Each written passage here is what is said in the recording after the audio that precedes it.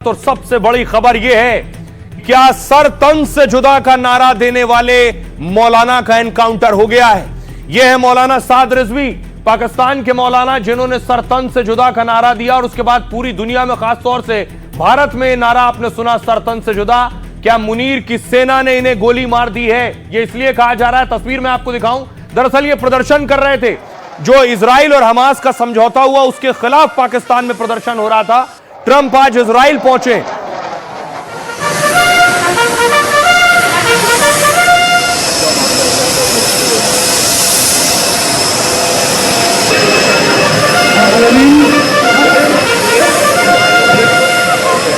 तस्वीर आप देख रहे हैं, डोनाल्ड ट्रंप नेतन्याहू से मिले और इजराइल हमास के बीच जो अमेरिका और इजराइल ने समझौता किया है, उस समझौते के खिलाफ पाकिस्तान में प्रदर्शन हो रहा था।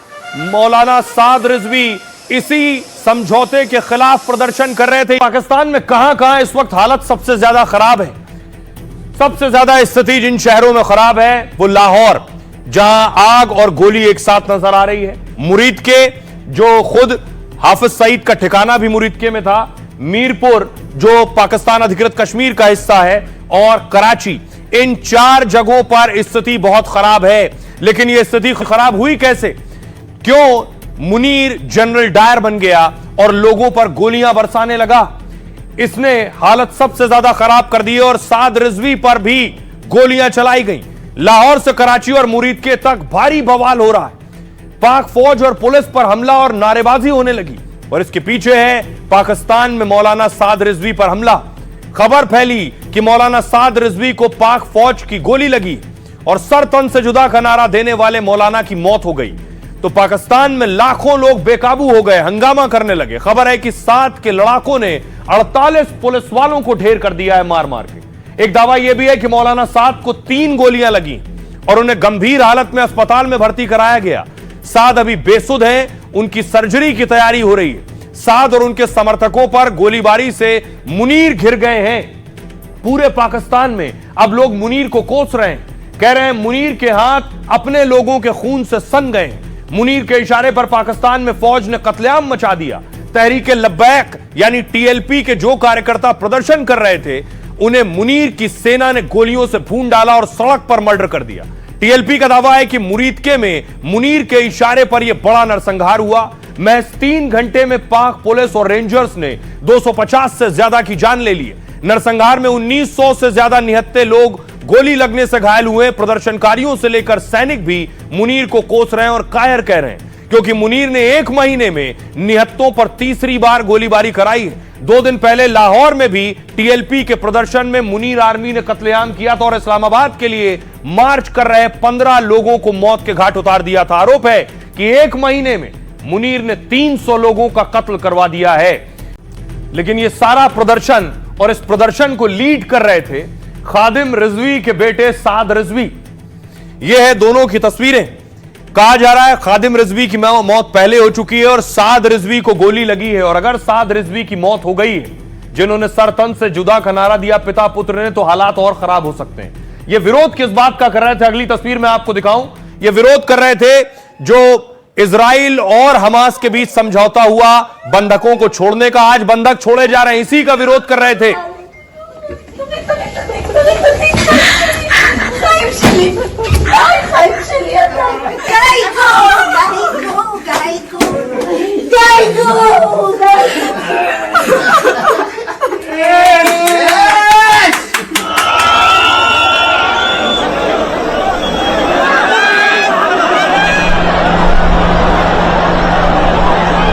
हमास ने इजरायली बंधक छोड़े हैं और इजराइल ने उन लोगों को छोड़ा है फिलिस्तीनी जो उनके कब्जे में थे और जेलों में थे। लेकिन समझौते का विरोध कर रहे थे साद रिजवी। साद पाकिस्तान के गाजा शांति प्लान के समर्थन का विरोध कर रहे थे। साद अमेरिका को इजराइल का बड़ा समर्थक मानते हैं और इस्लामाबाद में अमेरिकी दूतावास के बाहर प्रदर्शन करने पर अड़े थे कि वहां तक जाऊंगा।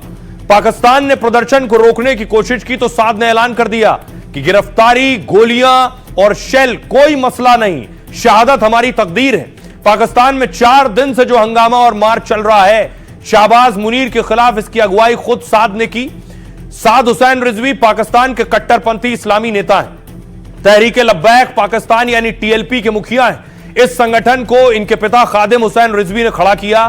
खादिम ने ही पहली बार सरतन से जुदा का नारा दिया। सरतन से जुदा नारे की शुरुआत 14 साल पहले पाकिस्तान से हुई, जब पंजाब के गवर्नर सलमान तासीर की उनके गार्ड ने हत्या कर दी थी। आरोप है कि सलमान तासीर ने ईश निंदा कानून की आलोचना की थी। मर्डर के आरोपी कादरी को पहले जेल भेजा गया और फिर फांसी दे दी गई, लेकिन खादिम ने कादरी के समर्थन में सरतन से जुदा का नारा लगाया। पूरे पाकिस्तान में गूंजने लगा, गुस्ताखे रसूल की एक सजा, सरतन से जुदा। इस नारे से वो पाकिस्तान में खूब लोकप्रिय हुए और तहरीक लब्बैक बना लिया पिता पुत्र ने। 2020 में खादिम की मौत हो गई तो उनके बेटे साद ने मोर्चा संभाल लिया। और सोचिए जरा, पाकिस्तान में जिसने लाशों का अंबार लगा दिया है, जिसके सर न जाने कितने खून हैं, जिसके हाथ खून से सने हैं, वो एक नाम कौन है? असीम मुनीर का ही नाम चारों तरफ गूंज रहा है कि चाहे वो बलूचिस्तान हो, चाहे वो पंजाब हो, चाहे वो लाहौर हो, चाहे वो मुरीद के हो, या वो पीओके हो, या सिंध हो, या अफगानिस्तान हो, सिर्फ और सिर्फ मुनीर पर आरोप लग रहे हैं कि मुनीर हर जगह लाशें बिछा रहा है। देखिए, सबसे पहले पंजाब की बात करिए। पूरे पाकिस्तान में इस समय गृह युद्ध के हालात तेजी से बने हुए हैं। पीओके से पंजाब और बलूचिस्तान तक विरोध फूट पड़ा है और विरोध को दबाने की जिम्मेदारी असीम मुनीर ने ली है। पंजाब में विरोध को दबाने के लिए मुनीर ने स्पेशल ऑर्डर जारी किए। इसी ऑर्डर के तहत सेना पंजाब में खुलेआम गोलीबारी कर रही है। विरोध दबाने के लिए प्रदर्शनकारियों को खुलेआम गोली मारी जा रही है, उसकी तस्वीर। सेना ने 250 प्रदर्शनकारियों को गोली मारकर मौत के घाट उतार दिया। पाकिस्तान अधिकृत कश्मीर, इससे पहले मुनीर ने पीओके पर भी ऐसे ही आदेश जारी किए। महंगाई जैसे मुद्दों को लेकर पीओके में विरोध की चिंगारी फूट पड़ी थी, लेकिन मुनीर की सेना ने सीधे गोली मारकर 10 प्रदर्शनकारी मार डाले। खैबर पख्तूनख्वा पश्तून इलाका जो कि अफगानिस्तान समर्थक है, यहां के लोग भी पाक का विरोध करते हैं और आजादी मांगते हैं, और इसी मांग को लेकर कई विद्रोही संगठन भी सक्रिय हो गए। इन्हीं विद्रोही गुटों के सफाए के नाम पर सेना ने यहां नरसंहार किया है। कुछ दिन पहले पाकिस्तानी सेना ने JF-17 से यहां मिसाइल गिराई थी। इस बमबारी में 30 लोगों की मौत हुई, जिसमें बच्चे और महिलाएं शामिल थीं। इसका खून भी मुनीर के सर है। पहले भी यहां आतंकियों के सफाए के नाम पर कई हमले हुए। बलूचिस्तान में पाकिस्तान से आजादी की जंग चल रही है। हजारों लोग इसी मांग को लेकर प्रदर्शन कर रहे हैं और कुछ लोगों ने बंदूकें तक उठा ली हैं। इनमें बलूच आर्मी शामिल है। इन्हीं संगठनों के खात्मे के नाम पर पाक सेना यहां नरसंहार कर रही है। 2025 में अब तक 121 से ज्यादा लोगों की यहां हत्या हो चुकी है। 785 विरोध करने वाले बलूच गायब हो गए हैं, उनका अब तक कोई पता नहीं। यह दावा बलूचिस्तान पर मानवाधिकार की रिपोर्ट में किया गया है। यह है असीम मुनीर का सच। आइए अब आपको सुनवाऊं, सुनिए जरा। जम्मू कश्मीर के एक्स डीजीपी एसपी वैद्य साहब बता रहे हैं कि असली विलेन और असली जनरल डायर मुनीर है। ये आपकी पॉलिसी है मिस्टर आसिम मुनीर, शहबाज शरीफ। आप अपने लोगों के खिलाफ जाते हो। अंदरूनी हालात कितने बिगड़ चुके हैं। आप बलोचिस्तान की बात करिए, लोग और आपके खिलाफ रिवोल्ट कर रहे हैं। केपीके में वही हालत है, जिन पर आप इनोसेंट लोगों पर एयरफोर्स यूज करके बम मारते हो। आप पीओके की बात कर लीजिए, जिसको आप आजाद कश्मीर, सो कॉल्ड आजाद कश्मीर बोलते हो। कोई हकूक किसी को नहीं है। कोई रात को गायब हो जाता है। पिछले 10-15 दिन किस तरह से लोग आपके खिलाफ रिवोल्ट कर रहे थे। आपकी सिंध में क्या हालत है। एक सिर्फ पंजाब बचा, और आज वहां भी जो जिस तरह से लबैक वाले आपके पीछे पड़े हैं, किस तरह से आप गोलियां चला रहे हो अपने लोगों पर। मुझे लगता है ऑपरेशन सिंदूर 2 करने का मौका आ गया भारत को। और इन जो लोग सफर कर रहे हैं बलोचिस्तान में, केपीके में, पीओके में और सिंध में, उनको आपके इस तरह के रिजम जो आसिम मुनीर चला रहा है और शहबाज शरीफ उसका कठपुतली, इससे छुटकारा दिलाना लोगों को बहुत जरूरी है।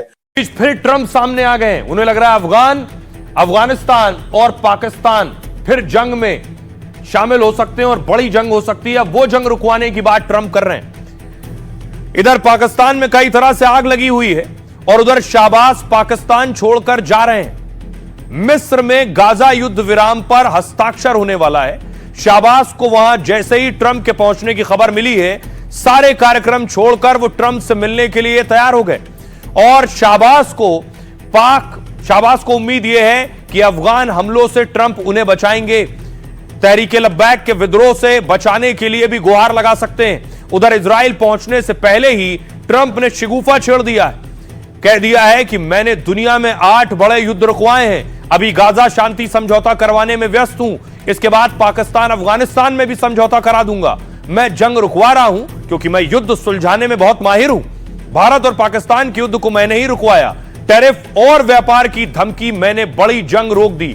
यानी ट्रंप का कहना, मैंने धमकी दी, टैरिफ लगा दूंगा और जंग रुक गई। कई देशों में सालों से चल रही लड़ाई मैंने एक दिन में खत्म की है। यह सब अपनी तारीफ नहीं बल्कि मानवीय भलाई के लिए कर रहा हूं।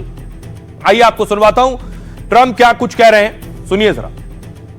This will be my 8th war. मैंने अब तक 8 युद्ध रुकवाए हैं और अब मैंने सुना है कि पाकिस्तान और अफगानिस्तान में जंग छिड़ गई है। मैंने कहा मुझे लौटने दो, मैं एक और युद्ध सुलझा लूंगा क्योंकि मैं इसमें अच्छा हूँ। मैं युद्ध में भी अच्छा हूँ और शांति बनाने में भी।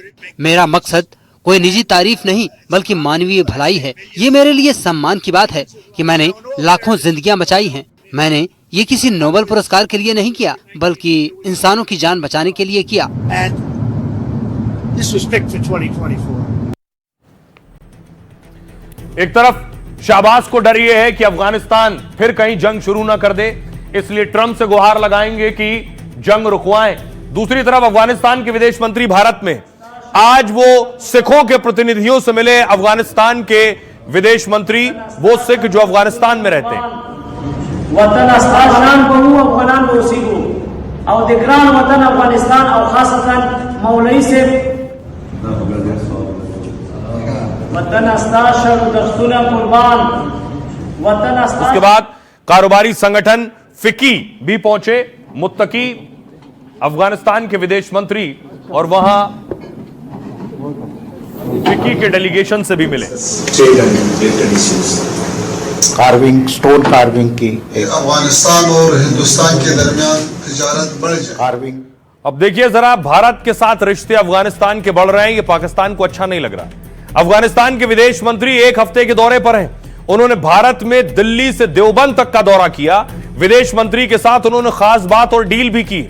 आमिर मुत्तकी ने प्रधानमंत्री मोदी की जमकर तारीफ की, कहा भारत हमारे विकास के कामों में भरपूर मदद कर रहा है। भारत से हमारा व्यापार $1 अरब से ज्यादा का हो गया है। भारत वैसे भी सालों से हमारा पड़ोसी और दोस्त है और जम्मू कश्मीर भारत का अभिन्न अंग है। यह बात बहुत चुभी पाकिस्तान को कि अफगानिस्तान कह रहा है जम्मू कश्मीर भारत का अभिन्न अंग है। आमिर मुत्तकी अफगान हिंदुओं और सिखों से भी मिले। अफगान हिंदू और सिख बोले, पाक की वजह से 50 साल से परेशान है। पाकिस्तान भारत अफगान व्यापार में रुकावट पैदा करता है। पाक के को एक पैगाम है, पाक के रक्षा मंत्री और ISI चीफ काबुल जाना चाहते हैं। बुरी खबर पाकिस्तान के लिए यह है कि ये जाना चाहते हैं अफगानिस्तान यानी काबुल। 3 बार अफगानिस्तान के लिए वीजा लगा दिया है, लेकिन अफगानिस्तान ने तीनों बार इनका प्रस्ताव ठुकरा दिया और कहा जब तक हमारी संप्रभुता का सम्मान नहीं होगा तब तक किसी भी राजनयिक संवाद की गुंजाइश नहीं है। अफगान विदेश मंत्री ने भारत की जमीन से पाक को चिताया है, कहा अफगान शांति चाहता है, हम युद्ध के पक्ष में नहीं है, लेकिन पाक ये नहीं चाहता तो हमारे पास दूसरे विकल्प भी खुले हुए हैं।